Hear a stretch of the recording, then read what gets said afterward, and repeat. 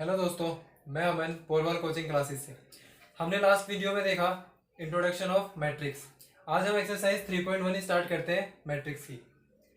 तो question number first देखते हैं एक्सरसाइज 3.1 का। क्वेश्चन नंबर फर्स्ट में हमें क्या रखा है, तो हम देखते हैं क्वेश्चन नंबर फर्स्ट में हमें बुक में क्या रखा है कि इन दी मैट्रिक्स ए, यहाँ पे मैं मैट्रिक्स बना देता हूँ।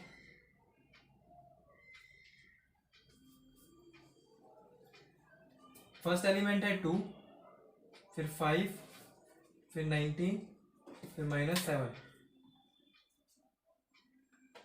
35 -2, 5/2, 12, √3, 1, -5 और 17। आपसे अपनी अपनी बुक में क्वेश्चन पड़ेगा इन दी मैट्रिक्स ए। ये हमें एक मैट्रिक्स दे रखी है और हमें पूछ रखा है कि राइट, जो फर्स्ट पार्ट इसमें क्या रखा है वो हमें क्या रखा है, the order of the matrix. तो सबसे पहले हम ऑर्डर ऑफ द मैट्रिक्स जानेंगे क्या होता है। तो मैंने इंट्रोडक्शन वीडियो में बताया था कि एक ऑर्डर क्या होता है किसी भी मैट्रिक्स का। ये हमारे पास एक मैट्रिक्स है, इसके अंदर हमने देखा हमारे पास 3 कॉलम है, सॉरी 3 रोज है, रो 1, रो 2 और रो 3।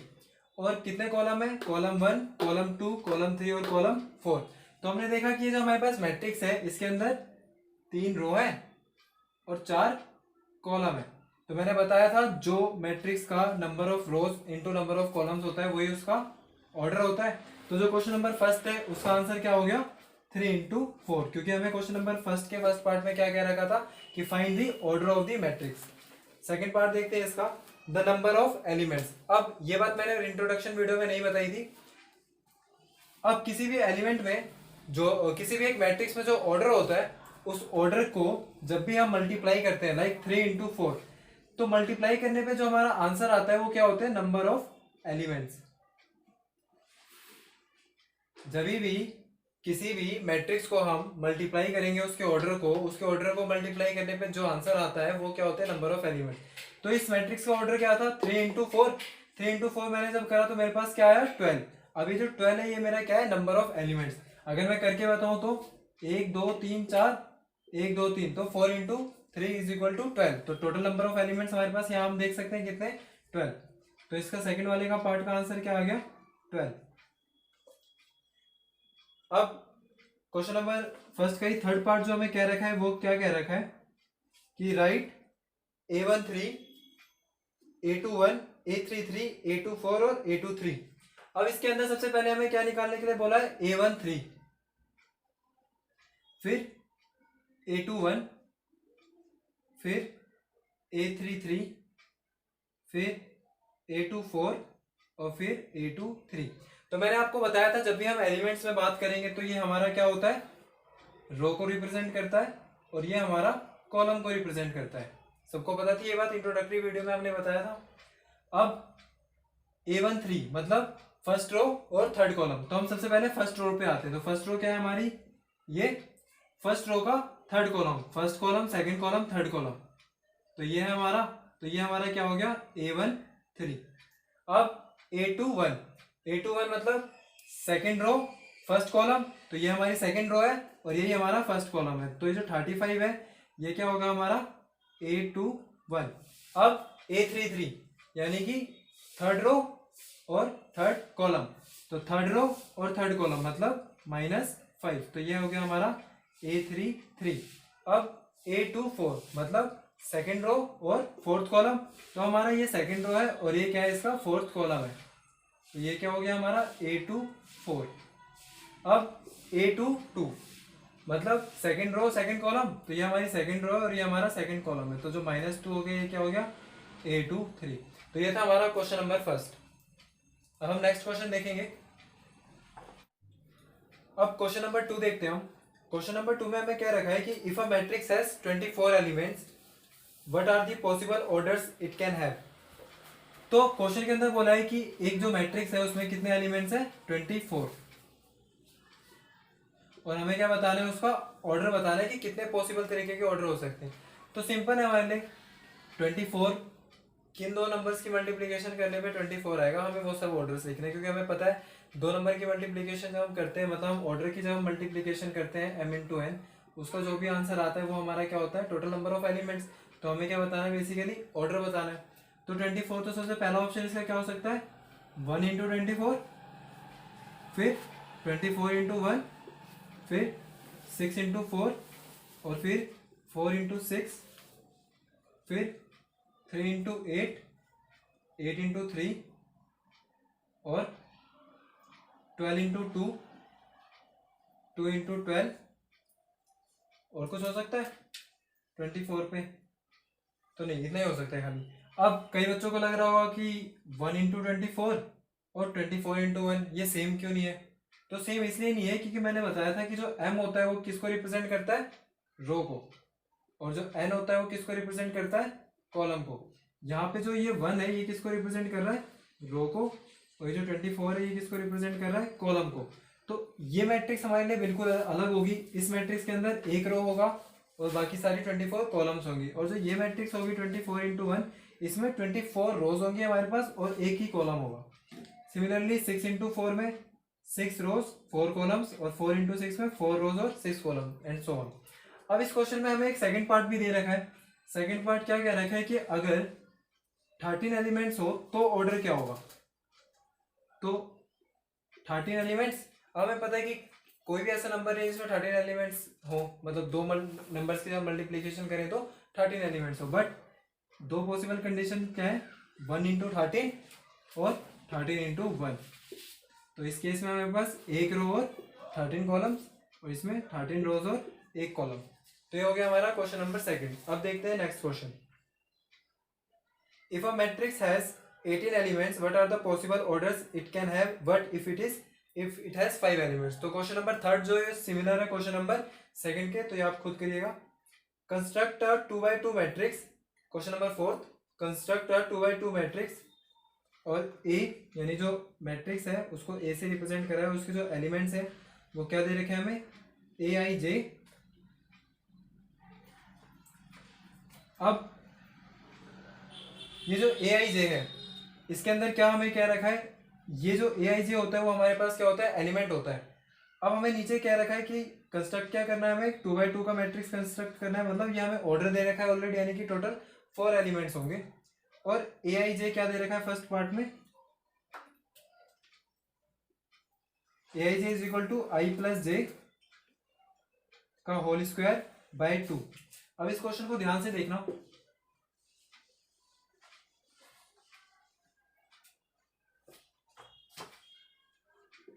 तो हमें एक मैट्रिक्स बनानी है, एलिमेंट क्या दे दिया हमें? ए आई जे, और ये जो ए आई जे है वो कैसे हमें लेना है? आई प्लस जे का होल स्क्वायर बाय 2, और मैट्रिक्स का ऑर्डर क्या होगा? 2x2।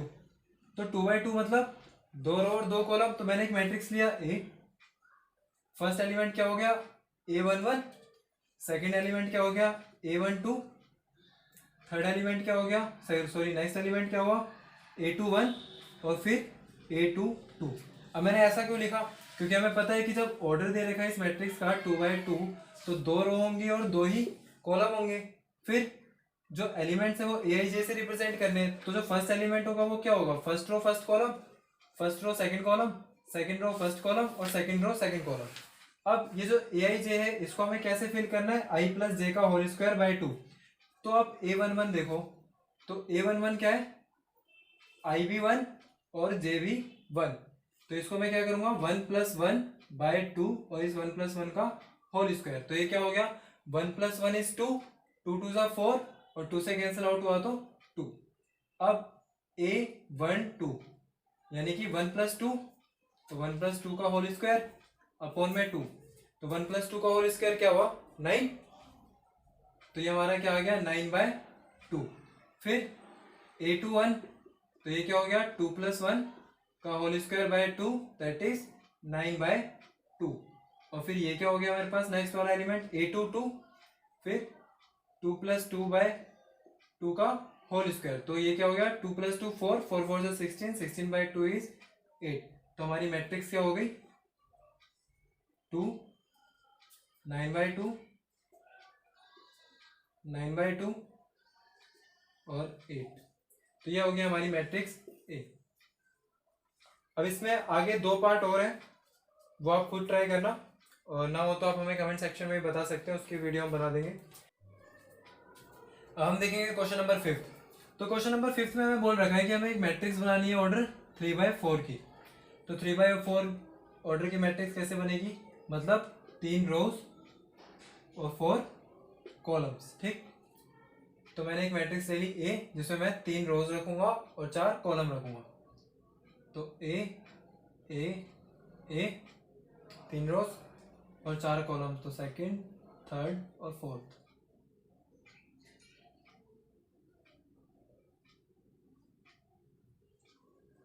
ये क्या हुआ, 1 1 1 2 1 3 1 4 2 1 2 2 2 3 2 4 3 1 3 2 3 3 3 4।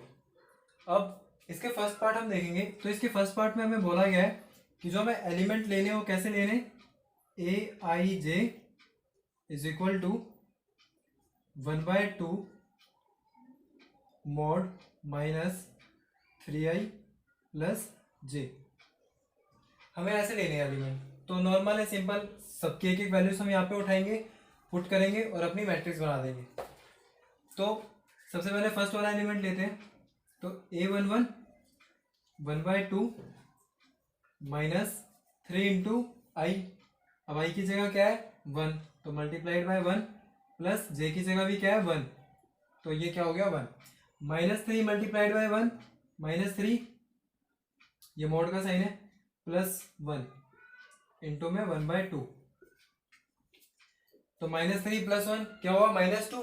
अब ये -2 मोड से जब बाहर निकल कर आएगा तो क्या हो जाएगा +2, तो इंटू में 2, तो 2 से 2 कैंसिल आउट, तो ये क्या हुआ 1। तो हमारा a11 क्या आ गया 1। इसी तरीके से 1/2 होगा, 1/3 और 1/4। तो मैं एक अगला लेकर देखता हूँ a21। तो a21 जब मैंने लिया तो क्या होगा 1/2 माइनस 3 इंटू में आई क्या है हमारे पास 2 प्लस जे क्या है 1, तो 1/2 3 2 6 प्लस 1। अब ये क्या हो गया -6 प्लस 1 इज 5, माइनस का 5, और मोड से बाहर निकल कर आएगा तो 5 और 1/2 से मल्टीप्लाई होगा तो 5/2। तो ये आ गया हमारा 21। a21 क्या आ गया 5/2। इसी तरीके से आप लोगों को हर एक एलिमेंट पुट करना है। 2 2 पुट करा, 2 यहाँ पुट करा, 2 यहाँ पुट करा, सॉल्व करा, फिर 3 3 पुट करा तो 3 यहाँ पुट करा, 3 यहाँ पुट करा और सॉल्व करा। ऐसे सॉल्व करके आपको ये सारे एलिमेंट्स निकालने हैं। इन सारे एलिमेंट्स निकालने के बाद हम क्या करेंगे, इनको इनके प्लेस पे पुट कर देंगे और हमारे पास ये मैट्रिक्स निकल कर आ जाएगी। और इसका जो सेकंड वाला पार्ट है वो भी सेम है हमारे पास। उसके अंदर हमें क्या दे रखा है क्वेश्चन में, A I J is equal to 2i minus J. तो हमें क्या करना है 1 1, जो भी हमारे एलिमेंट्स होंगे उनको हम यहाँ पे पुट कर देंगे और सिमिलर निकाल देंगे। तो ऐसा करके आप सारे के सारे क्वेश्चन सॉल्व कर सकते हो।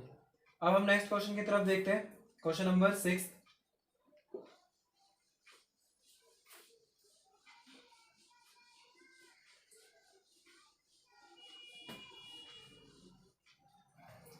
अब जो क्वेश्चन नंबर 6 और जो क्वेश्चन नंबर 7 है, ये दोनों क्वेश्चन सेम है। हमने इंट्रोडक्शन ऑफ मैट्रिक्स में पढ़ा था इक्वालिटी ऑफ मैट्रिक्स के बारे में। कोई भी दो मैट्रिक्स ए और बी कब इक्वल होंगी, जब इनका ऑर्डर जो होगा वो सेम होगा। मतलब अगर ए एक 2/3 की मैट्रिक्स है तो बी भी एक 2/3 की ही मैट्रिक्स होनी चाहिए, तो ही हम उन दोनों को इक्वेट कर सकते हैं। क्वेश्चन नंबर 6 और 7 में हमें बोला गया है कि हमें मैट्रिक्स दे रखी है जिनका ऑर्डर सेम है और उनको इक्वल रखा गया है। हमें X Y Z question number 6 में और A B C D question number 7 में हमें फाइंड करना है। तो सबसे पहले मैं क्वेश्चन नंबर 6 का थर्ड पार्ट करूंगा और क्वेश्चन नंबर 7 सॉल्व करूंगा, बाकी आप लोग खुद करेंगे। तो क्वेश्चन नंबर 6 का थर्ड पार्ट देख लेते हैं।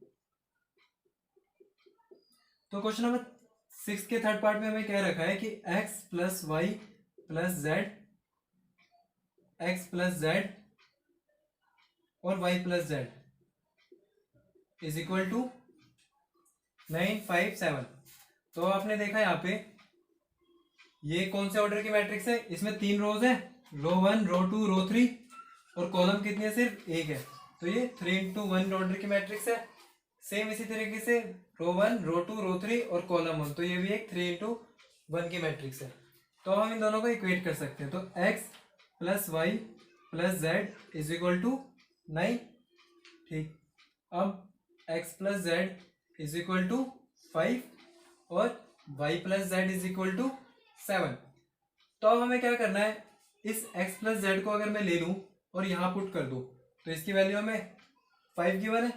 तो यहाँ पे मैंने क्या करा, x plus Z plus Y is equal to 9 लिख दिया। अब x प्लस जेड की वैल्यू हमारे पास क्या है, 5, तो मैंने यहाँ पे 5 लिख दिया इसकी जगह, plus y is equal to 9। अब मैं इस 5 को उधर लेकर गया तो यहाँ पे मुझे y की वैल्यू क्या निकल कर आई, 4। अब हमारे पास y4 आ गया है, इस y को मैंने यहाँ पुट कर दिया तो यहाँ से z की वैल्यू हमारे पास क्या निकल कर आ गई, 7 माइनस 4, तो z की वैल्यू क्या आ गई, 3। अब इस z को मैंने यहाँ पुट कर दिया तो 5 माइनस 3, x क्या आ गया 2। तो हमने वैल्यूज निकाल दी, x की वैल्यू 2, z की वैल्यू 3 और y की वैल्यू 4। सिंपल। अब हम क्वेश्चन नंबर 7 देखेंगे। क्वेश्चन नंबर 7 में भी हमें ए बी सी और डी निकालना है।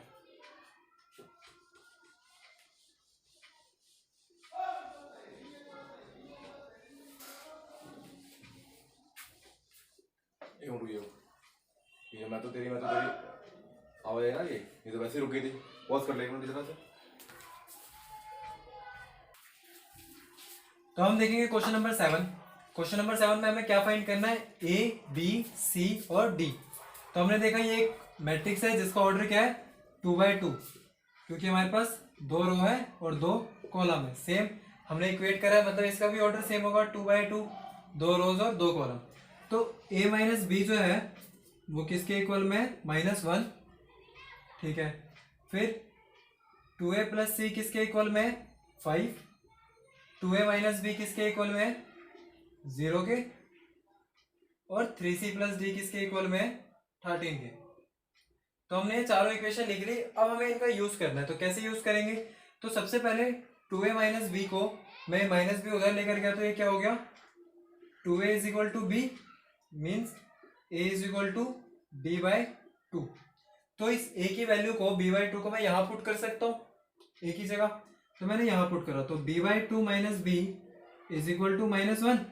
एलसीएम लिया मैंने तो b minus 2b, cross multiply कर दिया, फिर 2 को उधर मैंने, तो ये क्या हो गया -2। फिर प्लस b माइनस 2b, तो ये क्या हो गया -b इज इक्वल टू -2।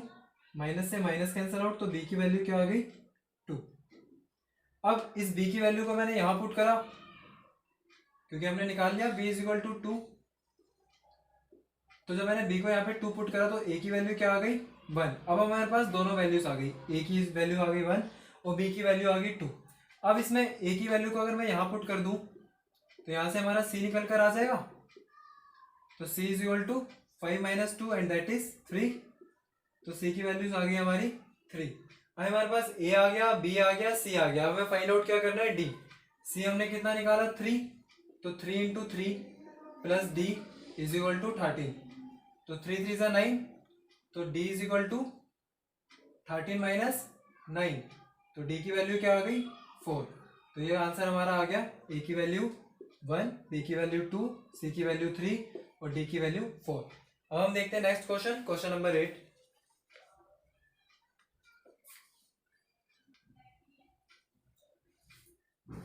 तो क्वेश्चन नंबर 8 में हमें बोला गया है कि एक मैट्रिक्स है A I J M into N, इसे स्क्वायर मैट्रिक्स, ये एक स्क्वायर मैट्रिक्स होगी कब, इफ फर्स्ट ऑप्शन में क्या रखा है, m is less than n। Second option में हमें क्या रखा है कि m is greater than n। Third option में हमें क्या रखा है, m is equal to n। और डी ऑप्शन क्या है, नन ऑफ दिस। तो मैंने इंट्रोडक्शन ऑफ मैट्रिक्स में बताया था कि जो आपकी कोई भी एक मैट्रिक्स होती है वो स्क्वायर मैट्रिक्स कब होती है, जब m is equal to n होता है, मतलब number of rows is equal to number of columns होते हैं। तो इस टाइप की जो मैट्रिक्स होगी उसको हम क्या बोलेंगे, स्क्वायर मैट्रिक्स। और जब m is equal to n, मतलब नंबर ऑफ रोज अगर नंबर ऑफ कॉलम्स के इक्वल नहीं है, तो इस टाइप की मैट्रिक्स को हम क्या बोलेंगे, रेक्टेंगुलर मैट्रिक्स। तो हमें क्वेश्चन के अंदर पूछा गया है कि एक मैट्रिक्स है A I J M into N, ये स्क्वायर मैट्रिक्स कब होगी, तो सिंपल सी बात है, जब m is equal to N है तो स्क्वायर मैट्रिक्स है, तो इसका आंसर क्या हो गया, सी, m इंटू एन। अब हम नेक्स्ट क्वेश्चन देखते हैं, क्वेश्चन नंबर 9।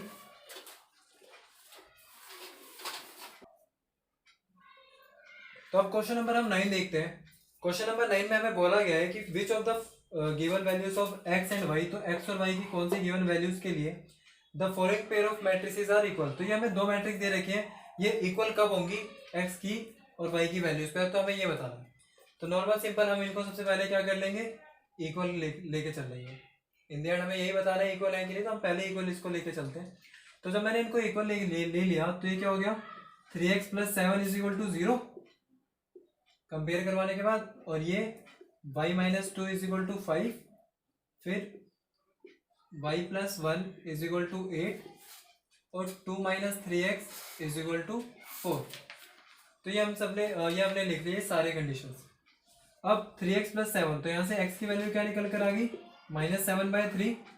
यहाँ पे y की वैल्यू क्या निकल कर आ गई, 7। यहाँ पे y की वैल्यू क्या निकल कर आई, 7। और यहाँ पे y की वैल्यू क्या निकल कर आई, -3x = 2, तो x = -2/3। अब आप एक चीज यहाँ पे नोटिस करना, y क्या है, 7 और 7, मतलब y तो करेक्ट आ गया, बट x की हमारे पास दो वैल्यूज आई है। एक वैल्यू क्या आई है, -7/3, और एक वैल्यूज क्या आई है, -2/3। तो ये चीज तो पॉसिबल ही नहीं है, क्योंकि ऑब्वियस सी बात है कि अगर ये मैट्रिक्स इक्वल होती, तो जब मैट्रिक्स इक्वल होती तो x की सिर्फ एक ही वैल्यू होती, जैसे y की एक वैल्यू थी। इसी तरह x की कभी ऐसा नहीं हो सकता कि एक ही इक्वेशन में x की वैल्यू डिफरेंट नहीं हो सकती, हमेशा सेम ही रहनी चाहिए। तो हमें दिख रहा है कि x की वैल्यू क्या है, -7/3 और -2/3, मतलब ये कंडीशन ही गलत है, कभी भी ये दोनों इक्वल नहीं हो सकते। तो इस क्वेश्चन का आंसर हमारा क्या हो जाएगा, B part, not possible to find, ऐसे हम फाइंड नहीं कर सकते कभी भी। अब हम नेक्स्ट क्वेश्चन देखते हैं, क्वेश्चन नंबर 10।